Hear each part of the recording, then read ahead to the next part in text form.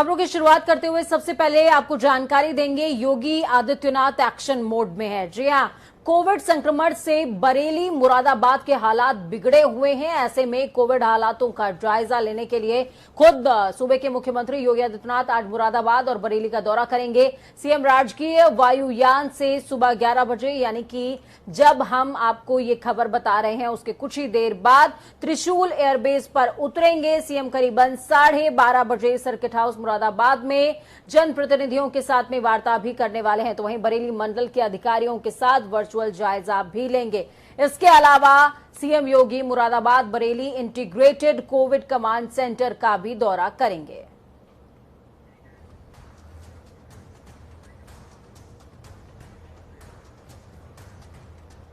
तो चलिए, मुरादाबाद से हमारे संवाददाता ग्राउंड जीरो से अब्दुल वाजिद जुड़ चुके हैं, साथ में बरेली से फजलुर रहमान जुड़े हुए हैं। अब्दुल, सबसे पहले मुरादाबाद सीएम योगी आदित्यनाथ पहुंचने वाले हैं, क्या कुछ तैयारियां?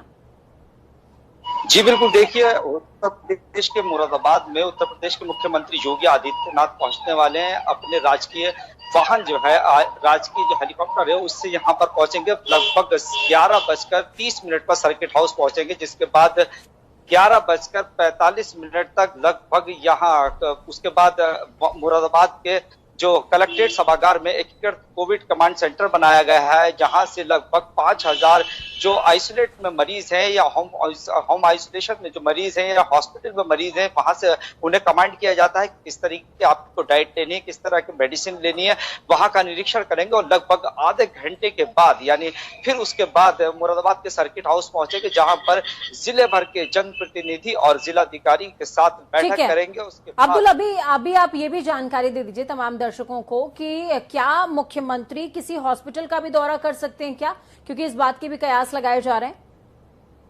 जी बिल्कुल, देखिए इस तरह के भी कयास लगाए जा रहे हैं कि मुख्यमंत्री लगातार बढ़ रहे कोरोना संक्रमण को देखते हुए यहाँ मुरादाबाद में जो कोविड सेंटर, जो कोविड अस्पताल बनाए गए हैं, कहीं ना कहीं उसका निरीक्षण कर सकते हैं। और आप देख सकते हैं कि मैं इस वक्त मौजूद हूँ मुरादाबाद के सर्किट हाउस पर। यहाँ पर जो अधिकारी हैं उनके आवाजाही शुरू हो गई है, यानी कि बिल्कुल प्रशासन एक तरह से अलर्ट मोड में है। और लगातार जिस तरह से हमने देखा कि पंचायत चुनाव में जो पंचायत चुनाव थे उसमें जो वायलेशन हमने देखा कोविड गाइडलाइन का, तो कहीं ना कहीं उससे मुख्यमंत्री चिंतित थे और जिसके बाद वो एक्शन मूड में आए। और लगातार आप देख सकते हैं कि किस तरीके से मुरादाबाद प्रशासन अलर्ट है। मुख्यमंत्री के आने की जो तैयारियां हैं वो पूरी तरह से हो चुकी है। हालांकि अचानक मुख्यमंत्री का यहाँ मुरादाबाद में दौरा हुआ है, जिसके बाद मुरादाबाद प्रशासन भी अलर्ट हो गया है, पूरी तरह से उसकी तैयारियों में जुट गया है। जी ठीक है, आपके पास मैं दोबारा लौटती हूं अब्दुल, तब तक बरेली का रुख करते हैं। बरेली से फजलुर रहमान हमारे साथ में जुड़े हुए हैं लगातार।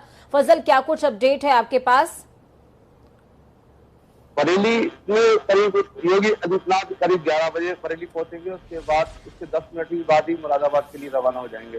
उसके बाद करीब 2:30 बजे, फिर 2:30 से 3 बजे बरेली आएंगे। बरेली में सर्किट हाउस पहुंचेंगे। सर्किट हाउस के बाद जो कलेक्ट्रेट पर बनाया गया है कोविड-19 का सेंटर, उसमें उसका निरीक्षण करेंगे। उसके बाद वो 300 बेड के कोविड अस्पताल का भी निरीक्षण कर सकते हैं। और उसके तुरंत ही बाद जिला अधिकारियों से और जो स्वास्थ्य विभाग अधिकारी है उनसे मुलाकात करेंगे। उसके तुरंत ही बाद जो प्रतिनिधि है बरेली के, जो विधायक हैं और सांसद हैं, उनसे मुलाकात करेंगे। जी ठीक है, आपके पास लौटती हूँ। फजल, वाजिद हमारे साथ में जुड़े हुए हैं। अब्दुल, क्या कुछ अपडेट है ग्राउंड जीरो से, क्योंकि आपके पीछे मैं हरकत महसूस कर पा रही हूँ, हरकत नजर आ रही है। महकमा अलर्ट मोड पर है, यानी कि सीएम किसी भी वक्त, अभी तो फिलहाल वो लखनऊ से रवाना होंगे, लखनऊ से रवाना होने के बाद किसी भी वक्त वो मुरादाबाद पहुंच जाएंगे। क्या कुछ तैयारियां चल रही हैं अब्दुल? जी बिल्कुल सही कहा आपने कि जिस तरह से यहाँ पर आप देख सकते हैं कि तस्वीरों में आपको साफ तौर पर दिखाई दे सकता है कि जो यहाँ मुरादाबाद प्रशासन है वो अलर्ट मोड में, क्योंकि सडनली यानी अचानक से मुख्यमंत्री का मुरादाबाद का दौरा शुरू हुआ है, दौरा शुरू होगा। और उसके बाद कहीं ना कहीं मुरादाबाद के जो अधिकारी थे उन्हें यह एहसास नहीं था, उन्हें यह मालूम नहीं था कि मुख्यमंत्री मुरादाबाद का दौरा कर सकते हैं। तो कहीं ना कहीं मुरादाबाद प्रशासन अलर्ट मोड पर दिखाई दे रहा है। जिस तरह से ऑक्सीजन की एक बड़ी किल्लत सामने आई है, तो कहीं ना कहीं उसको लेकर भी जो प्रशासन कोविड के अभी मौजूदा हालात क्या कहते हैं जिले के अंदर? क्या हालात इतने बद से बदतर या फिर यूं कहें कि अनकंट्रोल्ड हो चुके हैं कि सूबे के मुखिया को ग्राउंड पर उतरना पड़ रहा है? जी बिल्कुल, देखिए उत्तर प्रदेश के मुख्यमंत्री हों या जनप्रतिनिधि हों या धार्मिक धर्मगुरु, लगातार ये अपील कर रहे थे कि सोशल डिस्टेंस बनाकर रखें, मास्क का ध्यान रखें। लेकिन मुरादाबाद में कुछ तस्वीर है, हम लगातार 1-2 महीने से इस तरह दिख रहा है कि जो कोविड-19 गाइडलाइन है उसका वायलेशन होता हुआ साफ तौर पर दिखाई दे रहा था। लोगों ने मास्क लगाना छोड़ दिए थे। अभी भी काफी सारे इलाके ऐसे हैं जहां पर जो कोविड-19 की गाइडलाइन है उसका पालन नहीं किया जा रहा है। जो लॉकडाउन लागू किया गया है उसका भी पालन नहीं किया गया है। तो कहीं न कहीं उसका खमियाजा मुरादाबाद की जो आवाम है वो भुगतने को मजबूर है। ठीक है। फजल, क्या इस समय मुख्यमंत्री दौरा हॉस्पिटल्स का भी कर सकते हैं क्या बरेली में? ये भी कयास लगाया जा रहा है कि यहाँ पर 30 बेड का जो अस्पताल है उसका भी दौरा कर सकते हैं, और तो यहाँ पर सरकारी अस्पताल है उसका भी दौरा कर सकते हैं कि सरकारी अस्पताल में लगातार जो भी समस्या है, क्योंकि वहाँ पर इलाज सही से नहीं हो पा रहा है, दवा नहीं है, अभी ऑक्सीजन सिलेंडर नहीं है। इसके चलते योगी जी किसी भी वक्त अस्पताल का भी निरीक्षण कर सकते हैं। और प्राइवेट अस्पताल होगा तो बरेली में बहुत बुरा हाल है, यहाँ पर लगातार मरीजों के साथ भेदभाव किया जा रहा है। हालांकि प्राइवेट हॉस्पिटल्स को लेकर के एक तरह का कमांड जारी किया है मुख्यमंत्री ने। उन्होंने कहा कि बेफजूल का पैनिक क्रिएट ग्राउंड पर ना करें निजी हॉस्पिटल। चलिए, आप दोनों का ही बहुत बहुत शुक्रिया हमारे साथ जुड़ने के लिए, अहम जानकारी ग्राउंड जीरो से साझा करने के लिए। तो मुरादाबाद और बरेली का दौरा मुख्यमंत्री करेंगे, लेकिन सबसे बड़ी बात क्या है? वैक्सीनेशन। जी हां, उत्तर प्रदेश में कोरोना वायरस के टीकाकरण अभियान को सभी वर्ग के लिए अब चरणबद्ध तरीके से विस्तार मिलने वाला है। सीएम योगी आदित्यनाथ ने पहले कहा था कि वैक्सीनेशन की जो शुरुआत है वो अगले हफ्ते से हो जाएगी, लेकिन अभी जो एग्जैक्ट आंकड़ा है वो सामने आ चुका है। संक्रमण पर काबू पाने के लिए 18 से 44 वर्ष के जो आयु वर्ग के लोग हैं उनका टीकाकरण अभियान सोमवार से प्रदेश के अन्य 11 जिलों में भी शुरू हो जाएगा। इसके निर्देश हैं। अभी तक 7 जिलों में वैक्सीनेशन की प्रक्रिया सुचारू तौर पर चल रही थी, लेकिन अब इसको बढ़ा करके विस्तार देते हुए 11 जिलों में जारी किया जाएगा।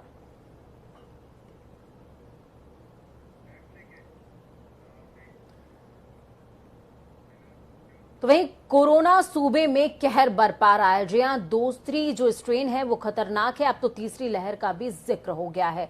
कोरोना के चलते लगातार हो रही मौतें बड़ी परेशानी का सबब बनी हुई हैं। सरकारी आंकड़ों के मुताबिक कोरोना संक्रमण से बीते 24 घंटे में 372 लोगों ने जान गंवा दी। प्रदेश में एक दिन के अंदर मौतों का यह अब तक का सबसे बड़ा आंकड़ा बताया जा रहा है। हालांकि क्षेत्र के अंदर, सूबे के अंदर नाइट कर्फ्यू, वीकेंड लॉकडाउन, तमाम जो एहतियात है वो बढ़ती जा रही है, लेकिन उसके बावजूद 24 घंटे के अंदर 28,076 मामले सामने आ चुके हैं।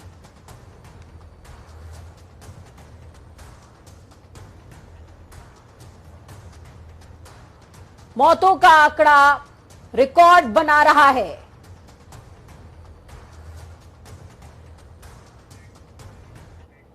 इलाहाबाद हाईकोर्ट ने केंद्र सरकार से देश में कोविड वैक्सीन की कमी पर रिपोर्ट मांगी है। साथ ही रूसी वैक्सीन स्पुतनिक के आयात की स्थिति की भी जानकारी मांगी है।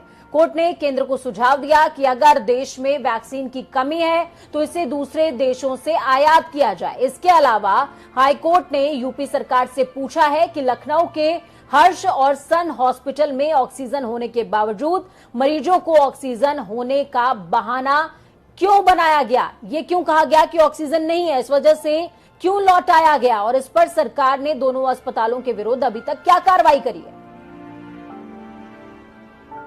इस खबर पर ज्यादा जानकारी के लिए आनंद राज हमारे साथ में जुड़ चुके हैं। आनंद, क्या कुछ अपडेट है ग्राउंड जीरो से, क्योंकि हाईकोर्ट का रवैया सख्त नजर आ रहा है, इस समय विधायिका के ऊपर बड़ी जिम्मेदारी। देखिए, इलाहाबाद हाईकोर्ट प्रदेश सरकार से कहा है कि कोरोना संक्रमण पर जल्द काबू पाने के लिए वैक्सीन खरीदने की लंबी जो प्रक्रिया है उसको लेकर बोला है, और कहा है कि वैक्सीन निर्माताओं से भारतीय राजनीति के जरिए सीधा संवाद करें। और कोर्ट ने कहा है कि पूरे प्रदेश में टीकाकरण का कार्य 3 से 4 माह में पूरा कर लिया जाए, तभी इसका लाभ मिलेगा। तो ये सारे मामले अभी हाई कोर्ट में है, और खासकर कोर्ट ने अंतर्राष्ट्रीय बाजार से टीका खरीदने का रास्ता भी सुझाया है। इसके अलावा ये सारे मामलों में सुनवाई चल रही है। हालांकि कोर्ट कोरोना वैक्सीन और कोविड के बढ़ते संक्रमण को लेकर काफी सख्त है, और कई अहम सुझाव सरकार को दिए हैं, और सरकार से ये भी कहा है कि इस पर जल्द से जल्द सख्त पालन कर बढ़ते कोरोना के संक्रमण पर नियंत्रण कर सके। जी पूजा। ठीक है, बहुत बहुत शुक्रिया आनंद हमारे साथ जुड़ने के लिए। अहम जानकारी साझा करने के लिए। तो बेहद बड़ा इनिशिएटिव है हाईकोर्ट का। यहां पर केंद्र से वैक्सीन की कमी पर रिपोर्ट मांगी है, साथ में रूसी वैक्सीन स्पुतनिक के आयात की भी जानकारी तलब करी है। कोर्ट ने दूसरे देशों से वैक्सीन आयात करने का सुझाव जरूर दिया है, लेकिन वही राज्य की सरकार से ये भी पूछा कि वो जो निजी हॉस्पिटल्स हैं जो अनियंत्रित हो रहे हैं उनके ऊपर आखिरकार सरकार क्या कुछ कार्रवाई कर रही है। उत्तर प्रदेश के कानपुर शहर में कोरोना संक्रमण के चलते हालात बेकाबू होते नजर आए। इसी कड़ी में शुक्रवार को कानपुर से बीजेपी सांसद सत्यदेव पचौरी ने डिप्टी सीएम केशव प्रसाद मौर्य को पत्र लिख डाला। पत्र में जिला प्रशासन और स्वास्थ्य महकमे के अधिकारियों को कोविड-19 महामारी की तीसरी लहर से पहले ही तैयारी करने के निर्देश देने का आग्रह किया। बीजेपी सांसद ने कोरोना के मरीजों को ठीक से इलाज न मिलने का जिक्र करते हुए कहा कि रोगियों को समय से उपचार नहीं मिल पा रहा है और वो अपने घर, एम्बुलेंस या फिर अस्पतालों के बाहर दम तोड़ रहे हैं। तो इंसान को तो कोरोना का खौफ था ही, अब जानवरों में भी है। हैदराबाद के बाद अब बारी इटावा की। खबर इटावा से सामने आई है। इटावा के लॉयन सफारी में शेरनी जेनिफर की कोरोना संक्रमित होने के बाद से सफारी प्रशासन की नींदें उड़ गई हैं। आशंका ये जताई जा रही है कि संक्रमित कर्मचारी के संपर्क में आने की वजह से जेनिफर इसकी चपेट में आई है। सफारी के 5 कर्मचारी कोरोना संक्रमित बताए जा रहे थे। बताया ये भी जा रहा है कि सफारी में इस समय 18 शेर हैं। इनमें से 2 शेरनी जेनिफर और गौरी पिछले कई दिनों से बीमार चल रही हैं। शेरनी जेनिफर की हालत बद से बदतर होती चली जा रही है। हाल ही में हैदराबाद में जब जानवरों में कोरोना संक्रमण की पुष्टि हुई तो हड़कंप मचा, लेकिन अब ऐसी ही खबरें यूपी के कई और क्षेत्रों से भी सामने आ रही हैं, फिर चाहे इटावा हो या फिर अन्य क्षेत्र हो। और इसको देखते हुए सूबे के अलग अलग क्षेत्र अलर्ट हो गए हैं। प्राणी उद्यानों को सैनिटाइज करने का भी काम चल रहा है। आपकी टीवी स्क्रीन पर 3 तस्वीरें आप देख पाएंगे, गोरखपुर, कानपुर और इटावा की। इटावा में जेनिफर बीमार है। कानपुर महकमा अलर्ट मोड पर। कानपुर महकमे की तरफ से तैयारी पूरी पुख्ता कर ली गई है। तो वहीं गोरखपुर की आप तस्वीरें अपनी टीवी स्क्रीन पर देख पा रहे हैं, जहां पर जू को सैनिटाइज किया जा रहा है।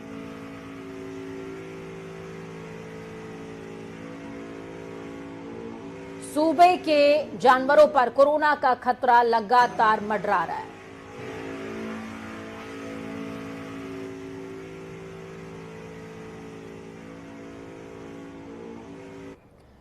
फोन लाइन पर इटावा से रामकुमार हमारे साथ में जुड़ चुके हैं। रामकुमार, क्या कुछ अपडेट है? जेनिफर की स्थिति अभी कैसी है, पहले ये बता दीजिए तमाम दर्शकों को। देखिए, जिस तरीके से देखा जाए इटावा की ये धरती पर एक ऐतिहासिक लॉयन सफारी पार्क जो माना जाता है, यहाँ पे जिस तरीके से 2 शेरनी थी, जेनिफर और गौरी, दोनों की हालत बिगड़ने के बाद जैसे ही उनके सैंपलिंग लगभग 18 शेरनी के सैंपल बरेली मतलब जो है भारतीय संस्थान में भेजे गए थे। वहाँ पे जैसे ही दोनों जेनिफर और गौरी की जैसे ही कोरोना पॉजिटिव की रिपोर्ट आती है, वैसे ही पूरी तरीके से लॉयन सफारी पार्क में हकम सा मच गया है। जैसे ही उसके बाद में जैसे भी देखा जाए तो लॉयन सफारी ने भी 1-2 साल पहले भी 2 शेरनी के जोड़े यहाँ पे मतलब जो है मर चुके, डेथ हो चुकी उनकी। उसके बाद भी अब जैसे ही लगभग 2-4 दिन से जेनिफर और गौरी की जैसी हालत बिगड़ी, उनको खाना पीना छोड़ दिया था। ठीक है राम, अभी मैं आपसे ही समझना चाहूंगी कि तस्वीरों में हम जेनिफर के साथ में उसके 2 कब्स को भी देख पा रहे हैं, बच्चे हैं उसके, तो क्या बच्चों को जेनिफर से अलग कर दिया गया है? क्योंकि खतरा तो अगर जेनिफर संक्रमित है तो उनके बच्चों के लिए भी है। जी, जेनिफर और गौरी को दोनों जो संक्रमित थे उनको जो है पशु चिकित्सालय में आइसोलेट किया जा रहा है। जैसे ही मतलब जो है उनको बच्चे जो थे बच्चों को अलग किया गया है गौरी और उनसे दोनों जेनिफर से, और बाकी के जो आइसोलेट किया गया है पशु चिकित्सालय में इनका भी इलाज चल रहा है। ठीक है, चलिए बहुत बहुत शुक्रिया राम हमारे साथ जुड़ने के लिए, अहम जानकारी ग्राउंड जीरो से साझा करने के लिए। तो जेनिफर की स्थिति बहुत ठीक नहीं है। जेनिफर ने खाना पीना छोड़ दिया है। समाजवादी पार्टी के तो जेनिफर ने इस समय खाना पीना छोड़ दिया है। आपको बता दें लॉयन सफारी में शेरनी संक्रमित हुई है। वक्त यहां पर छोटे से ब्रेक का, ब्रेक उस पार। खबरों का सफर लगातार जारी है, बने रहिए जनता टीवी के साथ।